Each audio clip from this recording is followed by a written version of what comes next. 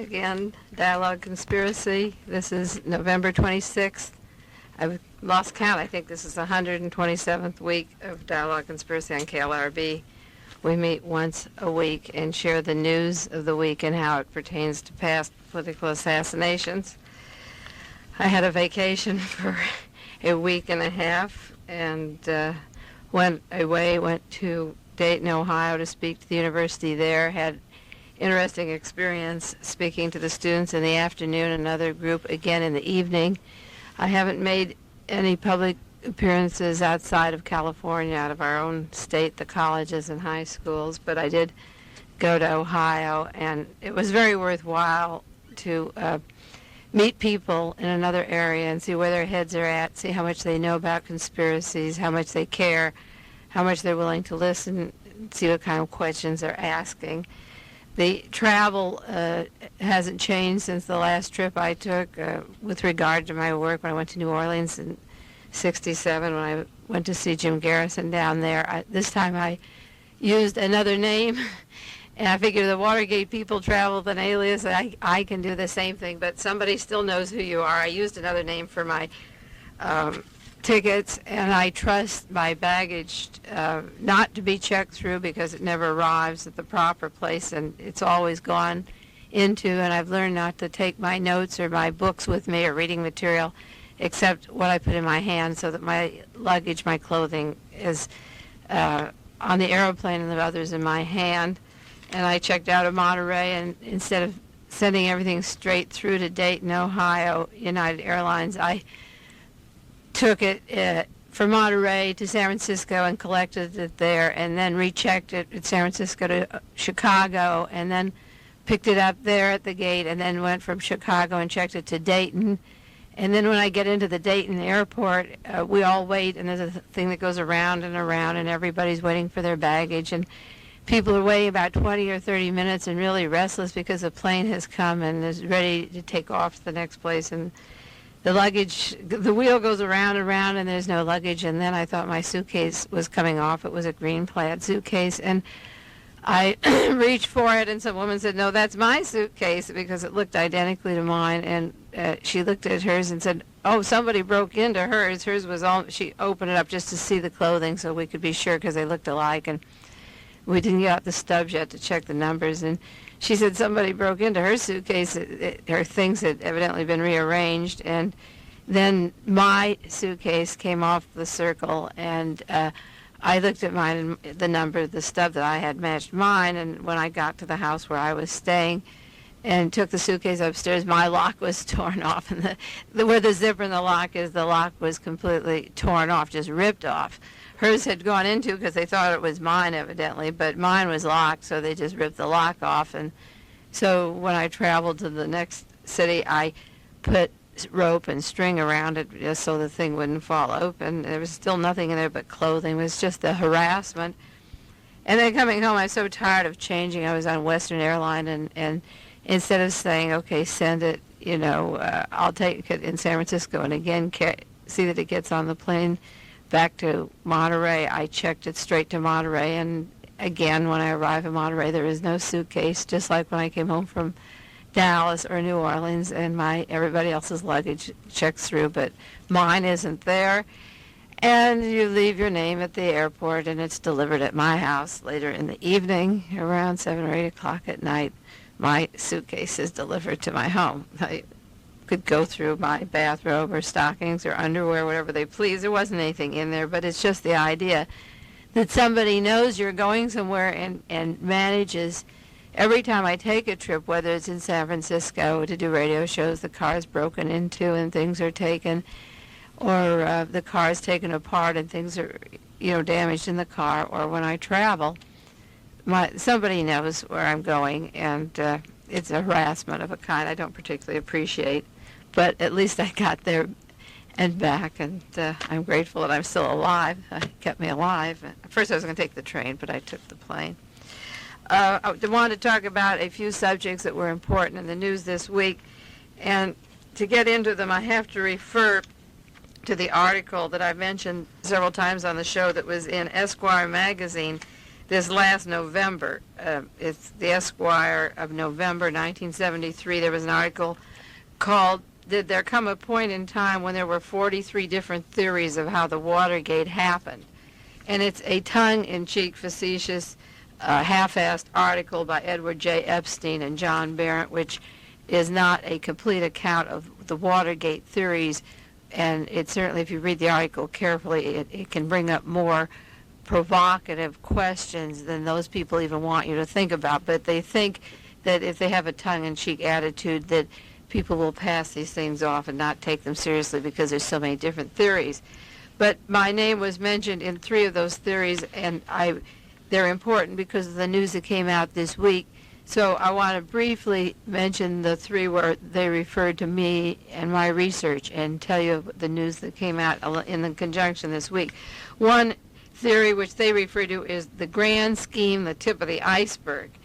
The proponent is Carl Oglesby, who writes for the Boston Phoenix, Kirk Sale from the New York Review of Books, and Mae Brussell for the Realist, called the Yankees versus the Cowboy theory.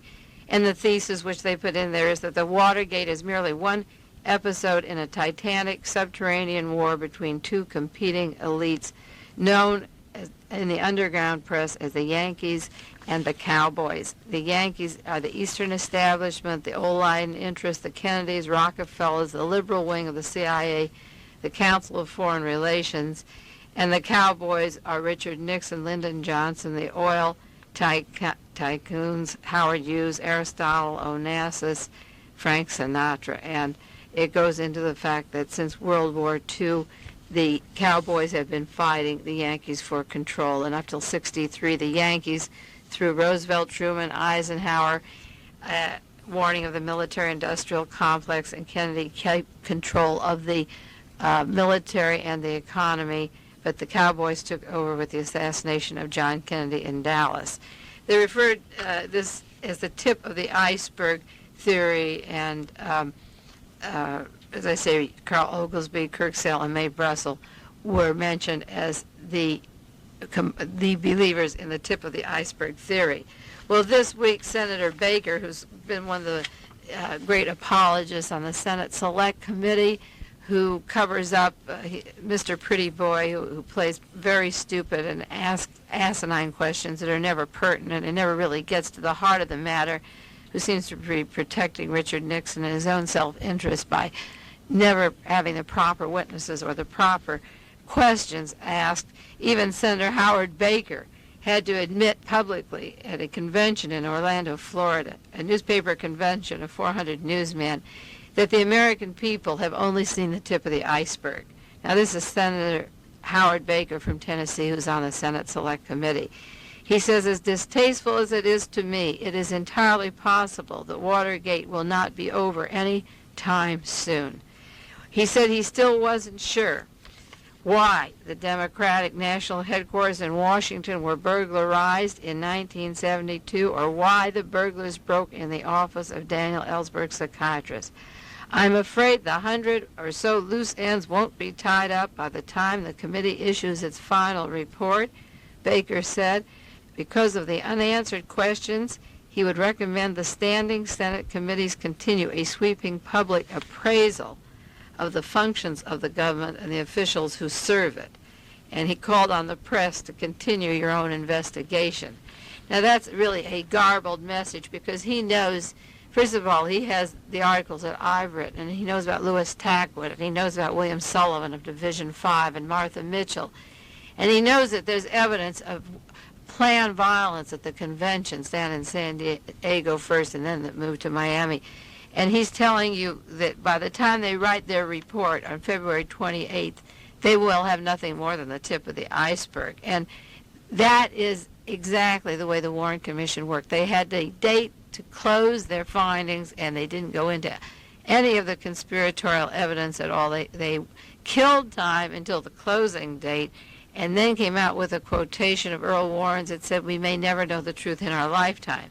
So here is Mr. Baker asking the press to do its own investigation, because he doesn't intend to do it. So the press should do their own investigation. And then there should be a public appraisal of the functions of government officials.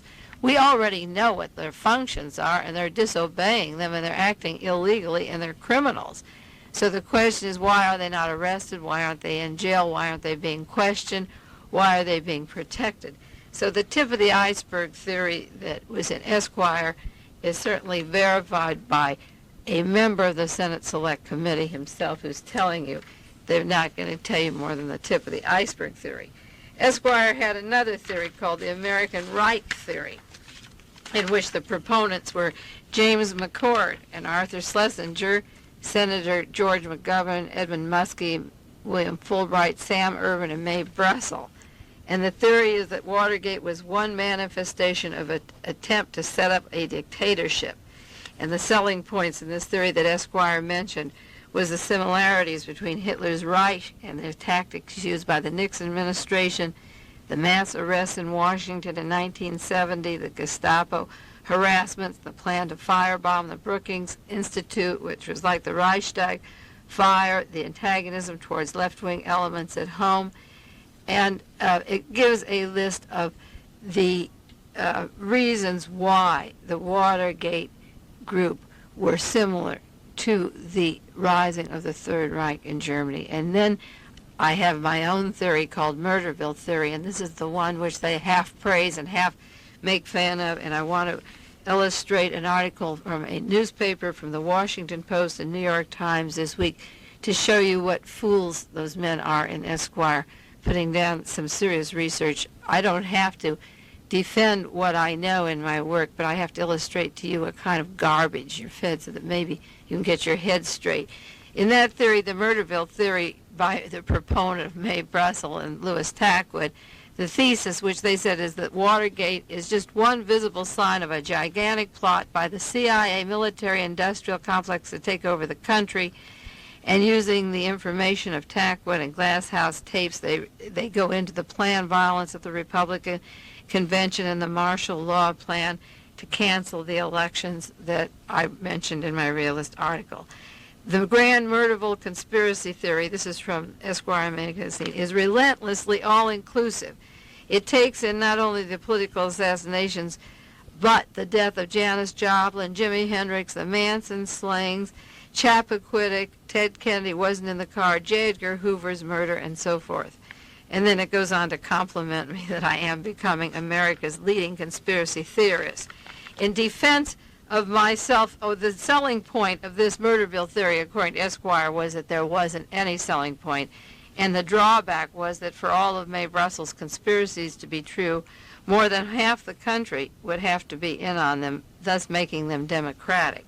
Well, there was a Senate Select Committee, a special closed hearing committee this week in which the subject of the murder of J. Edgar Hoover by the Watergate group was brought up by a gentleman by the name of Mr. Egan under oath, under sworn testimony that the Watergate group were, in fact, in on the murder of J. Edgar Hoover. There was an article to back up this theory that it was from the New York Times, dated November the 15th, this last week, and the Washington Post. And it was said the Italian death list of 1,617 attributed to the rightist plotters. Now, in the book I'm writing, Murderville, USA, I'm going into the murder of between 200 to 300 deaths of judges, lawyers, musicians, actors, civil rights leaders that have been murdered by the right wing in the United States, the same people that did the political assassinations. But in Italy, the same CIA group that worked to overthrow Greece, that planned a military coup d'etat in Italy in 1971 that fell through, that was an abortive coup d'etat, the same group that had achieved the coup in Greece, was aborted in 1971. But it has been exposed now that this same Italian group that worked with the Greek military junta, and they also work with our CIA, has in fact in Italy a death list of 1,617 Italians. The membership on it is considered like a political status symbol. The men who planning these assassinations and carrying them out systematically in Italy are doctors and lawyers. The chain of crimes committed so far has been to prepare for a far-right takeover. Now I'm talking about a situation that has been exposed this last week in Italy that has been working in conjunction with our CIA and the same people that worked in Greece. It's a neo-Nazi group of West Germans. They have a death roll, a list that was found in the home of a man, a physician arrested by the name of Dr. La Spezia. The list includes communists, socialists, and hundreds of prominent left-wing politicians. I mentioned in Germany that in order to take over the German government, there were at least 400 deaths of prominent people that stood in the way, judges and lawyers and newspaper people and writers that stood in the way of exposing the plans to overthrow the government until Hitler finally came into power. The approximate death was 400. The Italian death list right now is 1,617. And when I total up the thing that I'm doing in Murderville now, I think my American deaths, if I were to say they were 1,617, it would be hard to believe when I say there's 200 to 300. Esquire magazine says, well, that's impossible. But in Italy, the interior minister in charge of the police force is one of the men designated on the list to be murdered because he was considered left of center. Well, what makes it any different to murder their interior minister in charge of police force or whether we murder J. Edgar Hoover for the same purposes? If they do it in Italy, and they do it in America. They even have on the list some right-wing extremists, and that is happening too here. There are certain people that are catching on to what's happening that have been murdered, that people do not understand that in order to overthrow a country, you take some of your co-workers along with you, like in China, Lin Pao and Mao Zedong had it out. And right-wing people can kill other right-wing people. Dorothy Hunt can be murdered. She can be part of their team and be murdered by persons from orders in the White House, too. They don't just take communists. They take people on their own side that know too much. They're co-workers that worked with them, like Jack Ruby in Dallas, Texas, who worked with the team, and he had to be murdered. There are 400 people from Rome that are involved in this, and journalists are on the list. And each person's death list, like the enemy list at the White House that was disclosed recently in our own White House, is a printed form. It's a death sentence with a bill of charges, and then the orders go out. There's a Prince Borghese, Borghese, now living in Spain. Prince Borghese, he's 67 years old. He's a World War II hero, and he was the leader of a semi-clandestine rightist group, and he disappeared 2 years ago.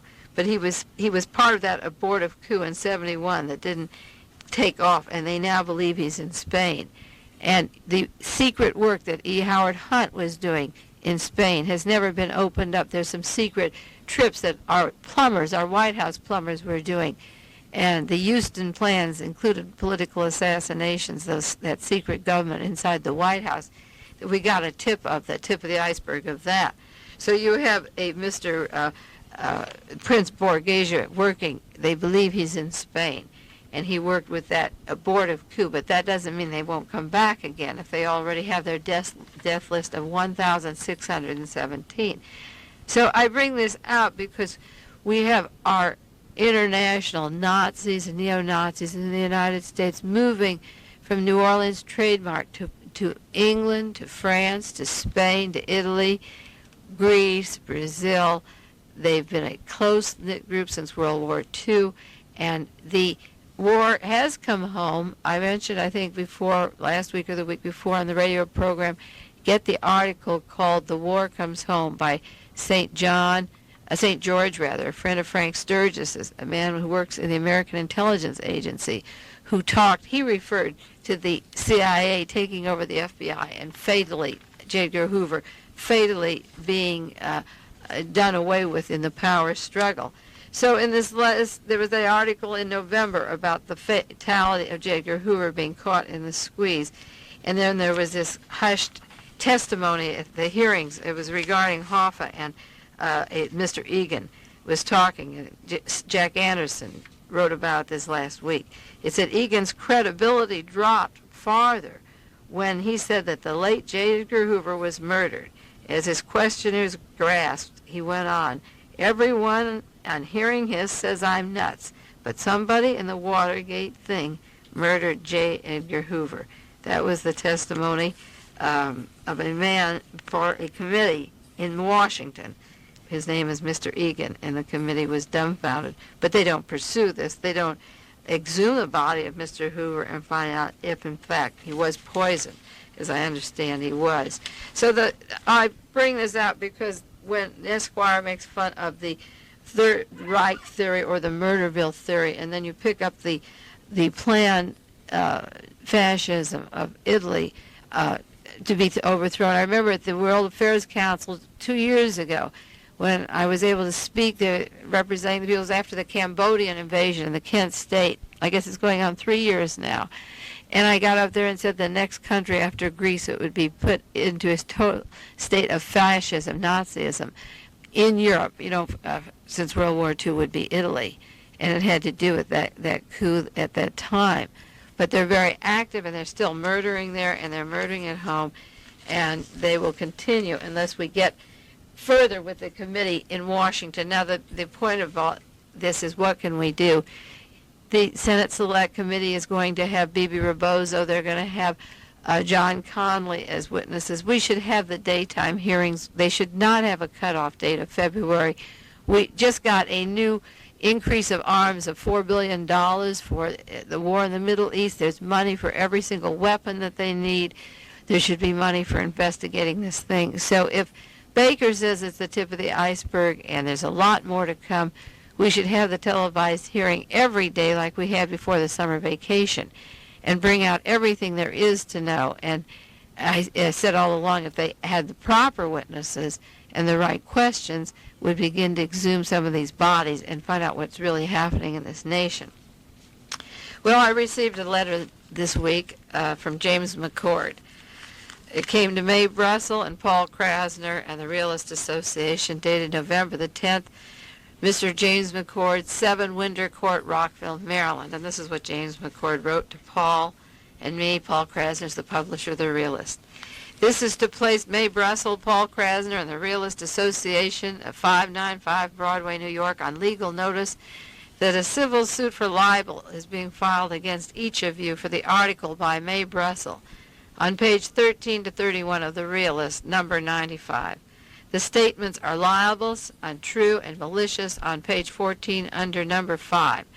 1963 assassination of President Kennedy. Pertaining to the writer, and untrue statements regarding him appear elsewhere in the issue of The Realist. Your statements in that issue alleging that the 4 Miami men involved in Watergate were involved in the JFK assassination is also untrue. They were nowhere near Dallas nor in France, as you have alleged. They have witnesses as to their whereabouts on the dates alleged, and I have no involvement whatever in the J.F. Kennedy assassination conspiracy. It's interesting, McCord says he had no involvement in the JFK killing. Here's a man who's worked with the CIA for 21 years, and he said he had no involvement in the conspiracy. Thank you, James McCord, for at least admitting it was a conspiracy. He said, your article is as vicious as any article could possibly be, with the statements and inferences that carried that these men were a part of a conspiracy to murder a president. You may be rest assured I will carry through to completion with the libel suit on this matter. Copies of this letter are going to each of the men from Miami and their lawyer. You could have contacted me or my attorney to try and verify your story prior to publication, and you did neither. Signed, James W. McCord, Jr. And it's written kind of funny. It's got New York and California, and it's not legal paper, no lawyer's paper, and he has something about incorporation departments from New York and California. And I thought I'd read on the air my answer to James McCord, Jr., which I'm mailing off this evening, dated November 26. Dear Mr. McCord, it is unfortunate that you have singled out my article in The Realist for placing a civil suit. You and I should be working together and not against each other, and this kind of divisiveness does not serve our nation as it was meant to exist. Your background and experiences are totally different than mine. The manner in which you served your country was according to your political beliefs. Whatever orders you took were to perpetuate those ideologies, even when your methods were clearly illegal and unconstitutional. It was you who was caught wearing the rubber gloves, breaking into the other person's private offices, and making their business your livelihood. The federal government has provisions for protecting this nation without the necessity of private police agencies. Your letter to Judge John Sirica, which opened up the Watergate scandal, criticized the Justice Department, the FBI, and the various persons who were, in your eyes, attempting to destroy America. You stated your fears that the intelligence agencies were going to be utilized and combined, as in Nazi Germany, to form a fascist dictatorship inside the United States. For 10 years, I have researched diligently to understand all the methods being utilized through various laws and murders to speed up the Gestapo situation. Your message, courageously expressed, coincided with my findings and reaffirmed my fears for this country. You could become America's most important hero at a time when we desperately need one, if you only had the courage to tell those things that you know that are identical to Nazi Germany that are taking place today in this country. In your testimony before the Senate Select Committee, you stated openly you knew enough to burn every tree in the forest. That collected glob of spineless males that sat behind their tables never asked you what you meant or what was in your head at that time. Senator Howard Baker, as of this week, said the Senate investigation only touched the tip of the iceberg. That great investigating team, like the Warren Commission, are nothing but yellow cowards. They let their country rot from the hidden lies and the corpses that smell in every city where political murders are being passed off as accidents or heart attacks or other feeble cover stories. E. Howard Hunt hinted at all the seamy things he did for this and previous administrations, and no effort is made to set the history of the past 25 years straight so this nation can start to mature and face its past with accuracy and admission of errors made along the way. You tell me the statements made in the Realist, number 95, are libelous, untrue, and malicious. You did not like page 14, number 5, which stated in quotes, James McCord, according to Louis Tackwood, was in Dallas the day Kennedy was shot and flown afterwards to the Caribbean, end quotes. Why haven't you chosen to sue Avon Press instead of the Realist, where this direct quotation was taken, or ask Louis Tackwood for his evidence? Richard Nixon was also in Dallas November 22, 1963, and didn't remember that fact well enough to give the Warren Commission an accurate account of his whereabouts. The fact that you men have witnesses as to your whereabouts on the dates alleged is meaningless in terms of solving complicated military conspiracies or assassinations where hundreds of persons are involved. The Pentagon Papers illustrates how carefully Mr. Henry Cabot Lodge prepared to be out of Vietnam at the time of the coup in 1963 so he would not be associated with those events. Being present or being away from these plans has no relevance to the general nature of conspiracies. If you intend to place a libel suit against me, the purpose will be to prove that four Miami men involved in the Watergate were not involved in the John Kennedy assassination. Let me explain to you, it is very difficult for an individual like myself, working alone, much less a team of lawyers working through the courts of Washington, D.C., to meet on equal and fair terms. When a crime or series of crimes is committed by the federal government and their hired agents, they systematically destroy as much evidence as possible that would prove their own guilt. With regards to the White House logs and the missing tapes and the gemstone papers and the contents of Mr. Hunt's safe, or the filing cabinets hauled away in a van and destroyed, or the possessions in your garage that were destroyed, or the soap labels that were burned to conceal previous locations, or the lists of donors that were burned, and the lists of agents and safe houses are all permanently destroyed, and witnesses are murdered, and threats of lives are made, and every means of proving conspiracies is turned around, leaving the burden of proof on the investigator.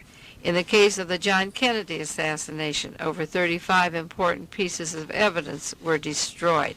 Others were locked up in the National Archives for 75 years.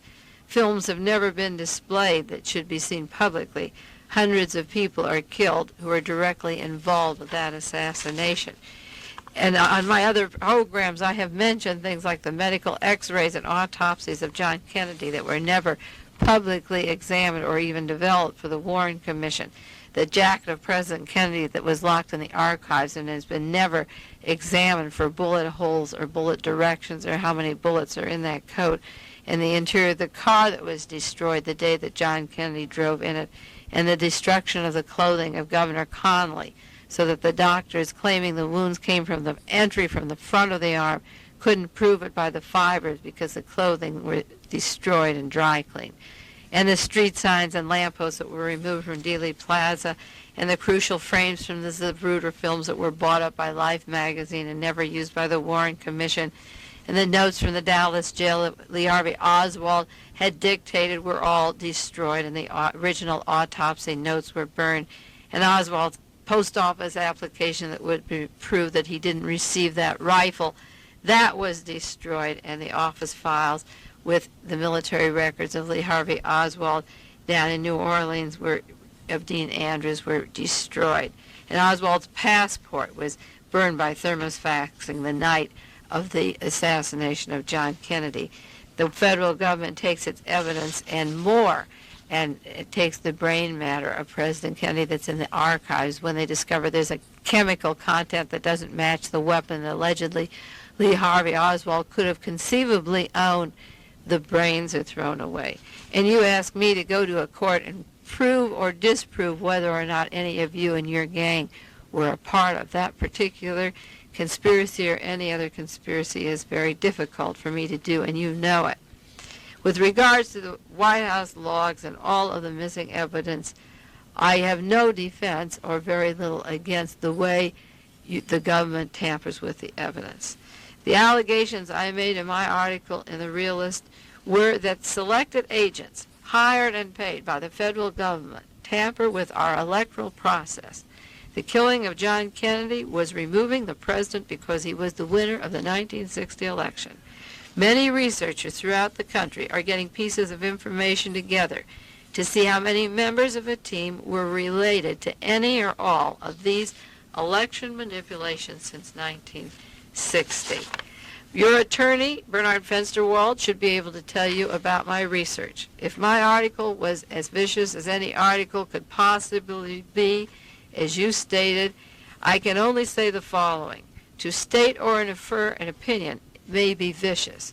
Killing another human being, or being part of a team that kills another human being, or protecting killers of human lives is more vicious than writing about the deaths. Protecting killers through silence is also vicious. I'm not a member of a political party or a group. You can look into and check your CIA profiles. I'm sure they have about me. I do not condone communist purges, political murders, wars, assassinations, or violence of any kind, and my only purpose in researching is in the hopes to ending all wars at home and abroad and stop killing so many men so that people can be free in every country to live out their lives without hurting other people.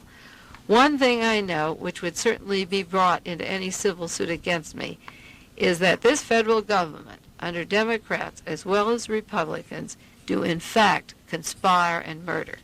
I never stated that you or your four Miami men friends fired weapons or did a specific act of murdering in my research. But there was planned violence for the 1972 elections in Miami and other possible deaths that have not yet been properly exposed. I believe your awareness of what I was trying to say in my articles is too complete for you to take me as your enemy. We can't be so far apart in our thinking that we can't discuss these things together. And we can find that each of us can contribute something to this sick nation at this sad time in history that would be of importance for our children's future and for the others who are sad and confused by so much sorrow and errors in the past. This is a time for coexistence and peace, and you want to perpetuate a battle where some minute facts are nothing compared to what you and I really know and what we could reveal as friends and patriots. Signed, Mae Brussell. to another subject, not unrelated to that at all, is an article, a radio program over WLS radio station in Chicago, Sherman Skolnick.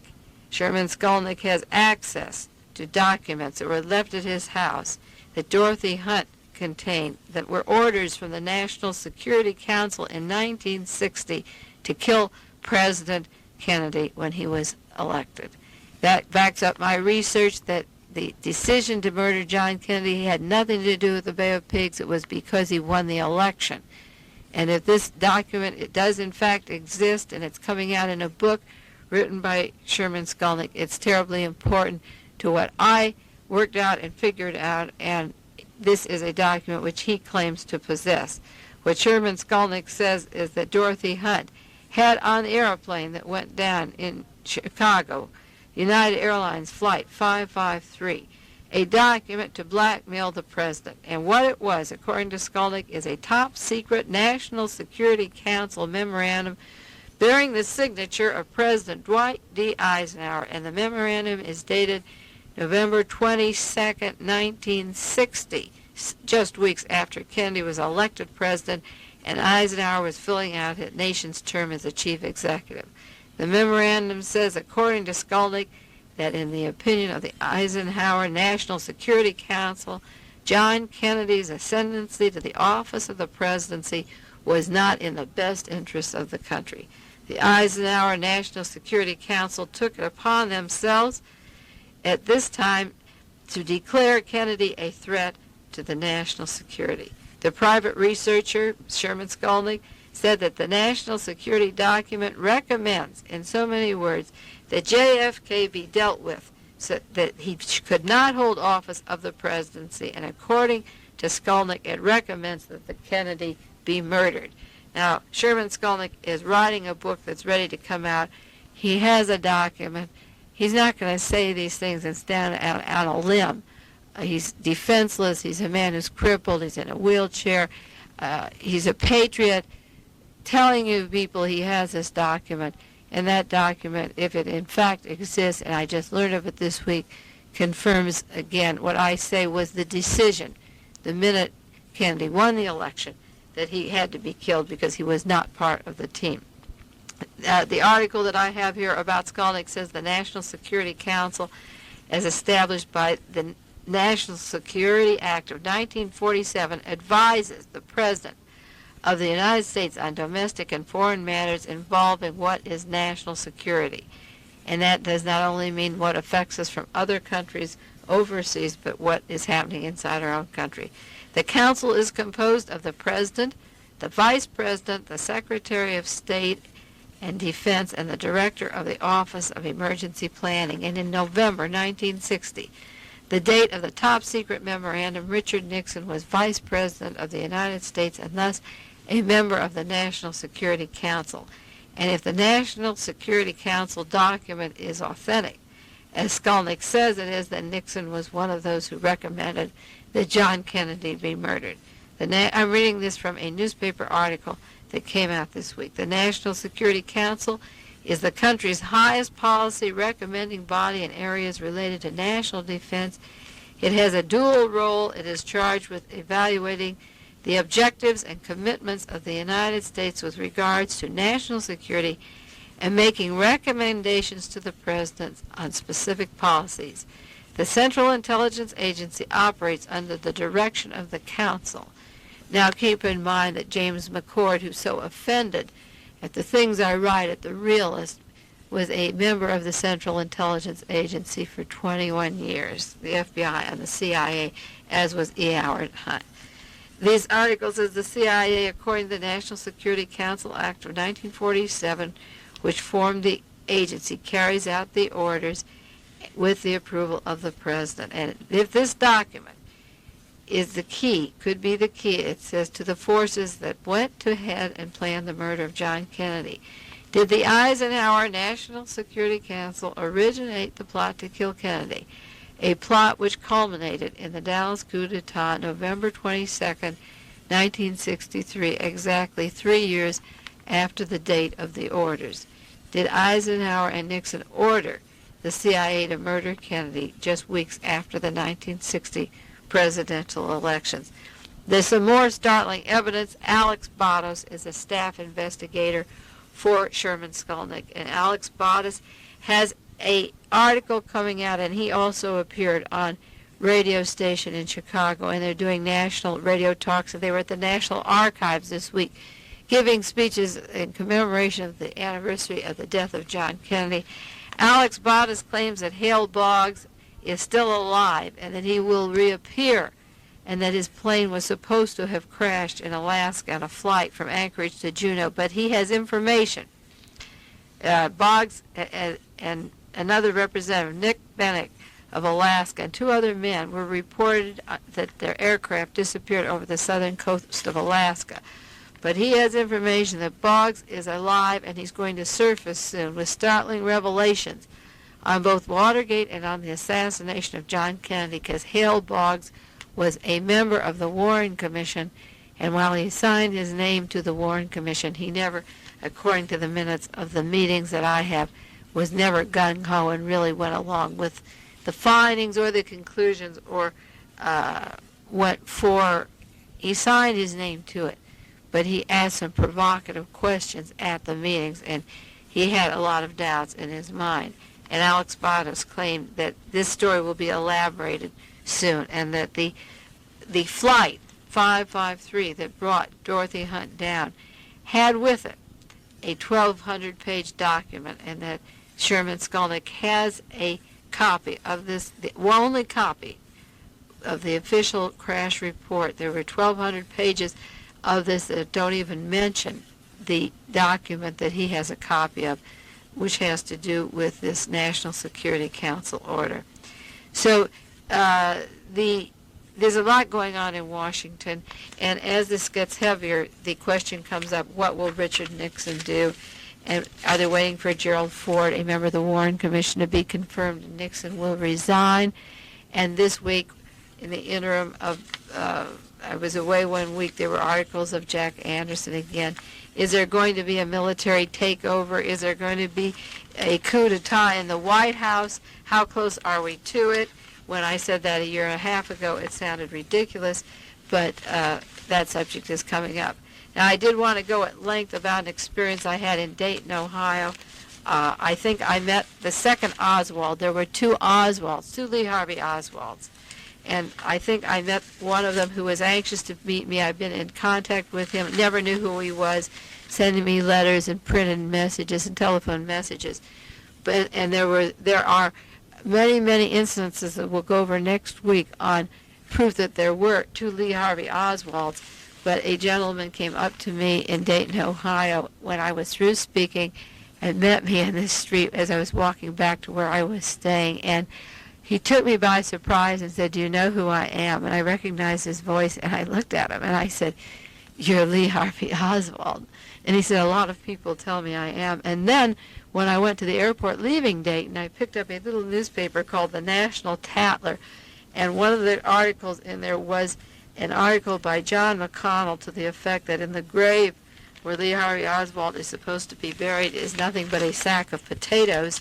And I have the minutes of the Warren Commission where the first meeting they had to decide what to do with what was ever in that grave because the nation couldn't stand another shot. So for next week, we're going to talk about my experience in Dayton, Ohio, and maybe the second Oswald is alive. He's very anxious for me to continue the radio talks and tell the truth, and he's very supportive of what I'm doing, and I feel confident this could be one of the operatives that was involved in Dallas. Time is 1 minute over. I'm sorry. I'll see you next week.